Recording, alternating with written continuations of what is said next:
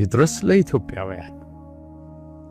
በቅርቡ የጠቅላይ ሚኒስትሩ የማህበራዊ ጉዳይ አማካሪ የሆኑት ዳንኤል ክብረት በሰጡት መግለጫ በውጭ የሚኖሩ ኢትዮጵያውያን በሀገራቸው ጉዳይ እንደማያገባቸውና የቀብር ቦታም እንደማያገኙ ነግረውናል።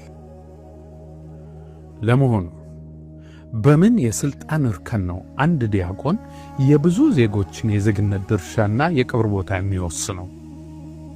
ኢትዮጵያ አደጋ ውስጥ ስትወድቅ እንኳን ከአብራኳ የወጣ ልጆቿ ይቅርና በሩቅ ሆነው የተስፋ ሀገራችን ናት የሚሉት ጥቁር አሜሪካውያን ዶክተሮች፣ ጠበቆች፣ መሐንዲሶች ኢትዮጵያ በጣሊያን ስትወረር ለኢትዮጵያ ለመዋጋት መመዝገባቸውንና በአሜሪካ መንግሥት በመከልከላቸው በዚህም ውሳኔ ተቆጥተው በአሜሪካን ሀገር የሚገኙ የጣሊያን መደብሮችን፣ ምግብ ቤቶችን በማቃጠል ተቃውሟቸውን እንዳሳዩ አንብበው ይሆን?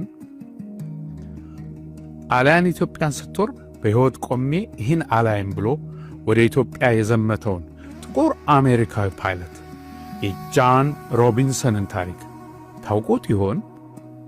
ለካ የእናንተ ኢትዮጵያ ገና 8 ዓመቷ ነው።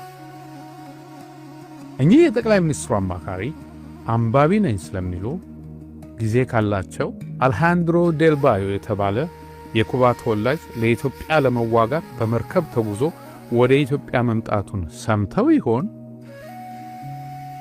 እስቲ ቀይ አንበሳ የሚለውን መጽሐፍ ያንብቡ። ለአቢሲኒያ ሕይወቴን እሰጣታለሁ እንጂ አልሸጣትም ማለቱን ያውቁ ይሆን?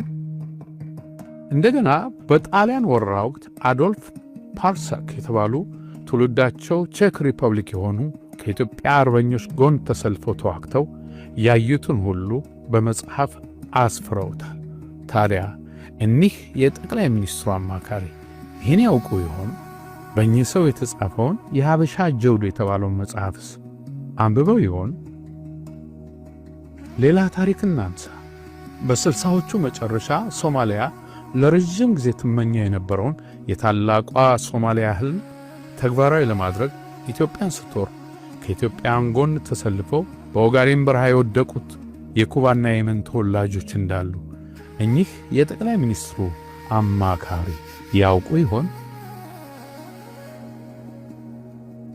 ግን የጠቅላይ ሚኒስትሩ አማካሪ ኢትዮጵያ የዛሬ 8 ዓመት የተሰራች የኢንዱስትሪ ፓርክ ትመስላችኋለች እንዴ? ጊዜው እንዴት ይሮጣል!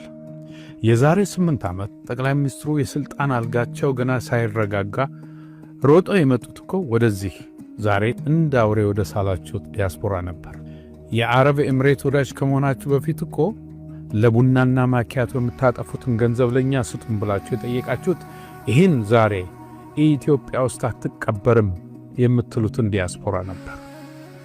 በቡራዩ፣ በጌዲዮ፣ በደብረ ብርሃን፣ በወለጋ፣ በትግራይ፣ በመተከል፣ በአፋርና በሌሎችም ቦታዎች በግፍ የተጨፈጨፉ ንጹሃን መጠለያ ሲያጡ በግሎባል አላያንስ በኩል ከ6 ሚሊዮን የአሜሪካን ዶላር በላይ አውጥቶ የደረሰላቸው ይሄው የቀብር ቦታ የከለከላቸው ዲያስፖራ ነው።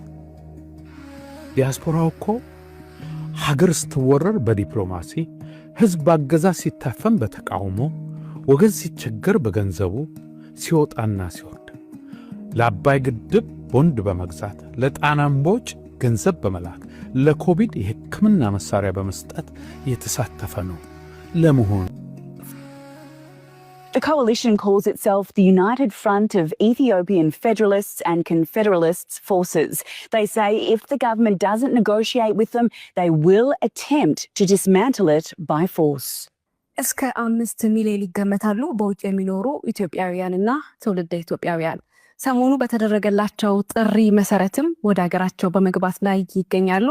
ኢትዮጵያውያንና ትውልደ ኢትዮጵያውያን በያሉበት ሀገር ሆነው በሐሳብ፣ በኢኮኖሚ እንደዚሁም ደግሞ በእውቀት ለሀገራቸው አለኝታ የሆኑ የሀገሪቱ አካል ናቸው። ያኔ ህወሓት የሰሜን ዕዝን ሲመታና ወደ አዲስ አበባ መጣሁ ሲል ቀበቷችሁ ሲላላ ድረሱልን ያላችሁትን ዲያስፖራ ዛሬ ከዳችሁት። ምን ይደረግ? መክዳትና መደመር ለእናንተ ትርጉም አንድ አይነት ነው። የጠቅላይ ሚኒስትሩን አማካሪ አንድ ጥያቄን ጠይቅ። ለመሆኑ በመቃብር ጽዳትና ውበት ከሆነ እኮ ለመቀበርም ለጽዳትም ያለንበት ሀገር ይበልጣል። ኢትዮጵያ የምንቀበረው የተፈጠርንባት መሬት ስለሆነች ብቻ ሳይሆን እትብታችንም መቃብራችንም የሚሆነው በዚቹ በምንወዳት ኢትዮጵያ ውስጥ ስለሆነ ነው።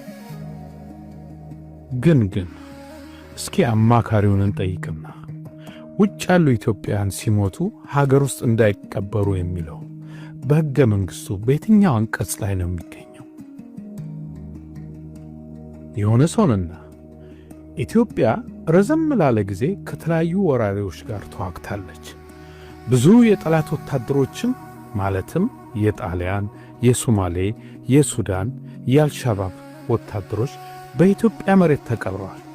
ታዲያ አስከሬናቸው ወደ የሀገሮቻቸው ይመለሳል ወይስ የዲያቆኑ አዋጅ እኛን ኢትዮጵያን ብቻ ነው የከለከለው?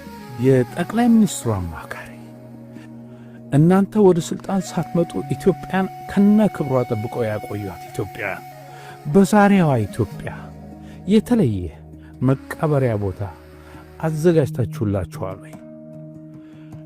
ከደርግ ግድያ አምልጠው በሱዳን በሶማሌ እያቋረጡ የወጡ ግን በለጋ ዕድሜያቸው ሀገራቸውን ያገለግሉ ኢትዮጵያውያንስ አዋጃችሁ ይመለከታቸዋል?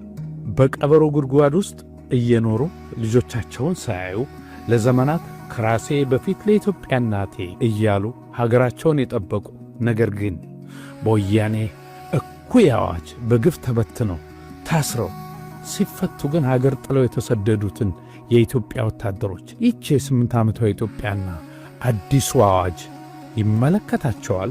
ሄኮ ከዕለት ጉርሱ እየቀነሰ ቤተሰቡን ያቆመ ዲያስፖራ በሌላ በኩል ለሀገሩ እስከ 6 ቢሊዮን የአሜሪካን ዶላር በየዓመቱ ገቢ እንደሚያድርግ የብሔራዊ ባንካችሁ አልነገራችሁም? ማጠቃለያ፣ የጠቅላይ ሚኒስትሩ አማካሪ ጥሩ አማካሪ ካለ አሁኑኑ ዲያስፖራውን ይቅርታ እንዲጠይቁ የኢትዮጵያ ዲያስፖራ ለኢትዮጵያ ሕዝብ የሚለግሰውን ግዙፍ ድጋፍ ቢያቋርጥ በሀገሪቷ ኢኮኖሚ ላይ ለሚደርሰው ቀውስ ኃላፊነቱን የሚወስደው የጠቅላይ ሚኒስትሩ አማካሪና መንግሥታቸው ይሆናል። የዲያስፖራው አቅምና ችሎታ ምን እንደሚመስል በተግባር ወደፊት ታዩታላችሁ። ጊዜ ለኩሉ እንዲሉ ሁሉ